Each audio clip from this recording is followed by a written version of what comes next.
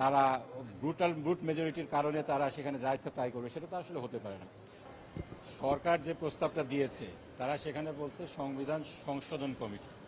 আমাদের বক্তব্য এখানে পরিষ্কার, সংবিধানকে যদি আমরা জুলাইয়ের সনদের আলোকে সাজাতে চাই, সেখানে সংশোধন যথেষ্ট না, এখানে সংস্কার করতে হবে।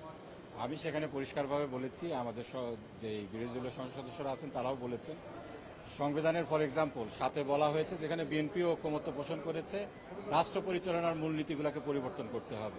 আমরা জানি পঞ্চম সংশোধনীর মামলার রায় আছে যে রাষ্ট্র পরিচালনার মূলনীতি এটা হলো আপনার সংবিধানের বেসিক ফিচারের অংশ। আমাদের দেশের প্রচলিত সাংবিধানিক যে আইনটা রয়েছে তার আলোকে সংবিধানের বেসিক ফিচার মৌলিক কাঠামোকে সংসদ 2/3 মেজরিটির বলে সংশোধন করতে পারেন না। এক্ষেত্রে আমাদেরকে এজন্য সংবিধানকে সংস্কার করতে হবে। এজন্য আপনি যদি সংবিধান সংশোধন কমিটি করেন, সেখানে তো আমাদের অংশগ্রহণ করা এটা ডিফিকাল্ট। এরপরেও কথা আছে, আমরা বলেছি আপনার দেশ চালানোর জন্য যে সংসদ নির্বাচন হয়েছে, এখানে বিএনপি 2/3 মেজরিটি পেয়েছে, ঠিকই আছে। কিন্তু দেশের সংস্কারের জন্য, জুলাই সনদ বাস্তবায়নের জন্য যে গণভোট হয়েছে, সেখানে জনগণ অলমোস্ট 70% এটার পক্ষে হা ভোট দিয়েছে। এই হা ভোট বাস্তবায়নের জন্যই সংস্কার কমিটি হবে। সেক্ষেত্রে এজন্য বিএনপির সংসদে 2/3 মেজরিটি আছে, তারা ইলেকশনে জিতেছে।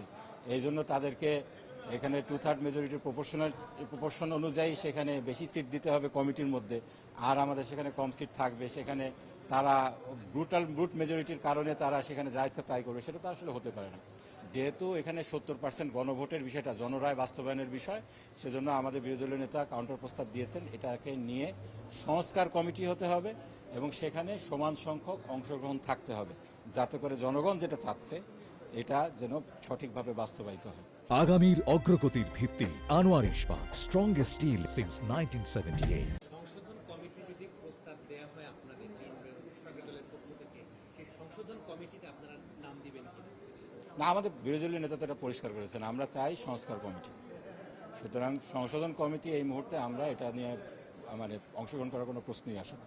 আর এখানে যেহেতু এটা 2/3 মেজরিটির কথা তারা বারবার বলছেন, কিন্তু যেটা তারা এড়িয়ে যাচ্ছেন, এখানে একটা ভুল ইনফরমেশনও তারা দিচ্ছেন, তাদের নাকি 51% ভোট তারা পেয়েছেন, আসলে ভোট তাদের 49%।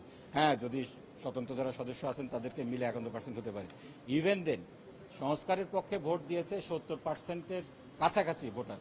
তো তাদের কনসার্নটা রেজ করার জন্য, তাদের বিষয়টা স্বার্থটাকে দেখার জন্য আমাদের সংশোধন কমিটি, যেটা সংশোধন কমিটি তো না, সংস্কার কমিটি, সেখানে ইকুয়াল রিপ্রেজেন্টেশন থাকতে হবে।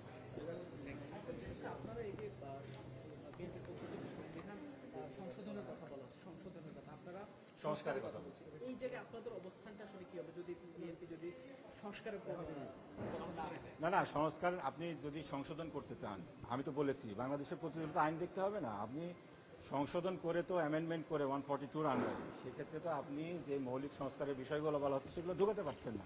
তার মানে ইন এফেক্ট প্রকারান্তরে আপনারা জুলাই সনদ বাস্তবায়ন করবেন না, সেদিকে যাচ্ছেন। এইরকম যদি আপনাদের সিদ্ধান্ত হয়ে থাকে, আমি তো বললাম দুইটা বিষয় এখানে আপনার 34 কতে বলা হয়েছে হাইকোর্টকে বিকেন্দ্রীকরণ করা হবে। হাইকোর্টকে যদি আপনি বিকেন্দ্রীকরণ করতে চান, এই হাইকোর্ট বিকেন্দ্রীকরণ এর আগেও একবার হয়েছিল। 8ম সংশোধনীর মাধ্যমে এরশাদ তৎকালীন স্বৈরশাসক 2/3 মেজরিটির বলেই 8ম সংশোধনীর মাধ্যমে হাইকোর্টকে বিকেন্দ্রীকরণ করেছিল। কিন্তু পরবর্তীতে একটি মামলা হয়, আনোয়ার হোসেন চৌধুরীর মামলা, এটা খুব বিখ্যাত মামলা। সেই মামলায় হাইকোর্ট বলে যে হাইকোর্ট বিকেন্দ্রীকরণ অসাংবিধানিক, পার্লামেন্ট এটা করতে পারে না। আপনি একই কাজ আবার সংবিধান সংশোধন করে করবেন, তাহলে এটা তো হয় না।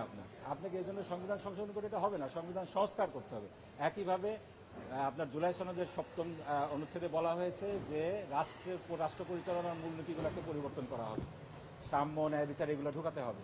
আপনি 5ম সংশোধনীর মামলা দেখেন, এটা হাইকোর্ট হয়ে অ্যাপিলেট ডিভিশন হয়ে রিভিউ হয়ে গিয়েছে, সেখানে বলা হয়েছে রাষ্ট্র পরিচালনার মূলনীতি পরিবর্তন করা যাবে না। আপনি আবার সংবিধান সংশোধন করে এটা কিভাবে করবেন? পারতেছেন না তো। আপনারা যদি বিএনপির সংসদ সদস্যরা যদি এই ব্যাপারে অ্যাডামেন্ট থাকেন, তারা সংবিধান সংস্কার করবেন না, সংশোধন করবে না, তাহলে বুঝতে হবে জুলাই সনদ ওনারা পুরোপুরি বাস্তবায়ন করতে চান না। সেক্ষেত্রে ওনাদের সাথে তো একমত হওয়ার আমাদের প্রশ্নই আসে না।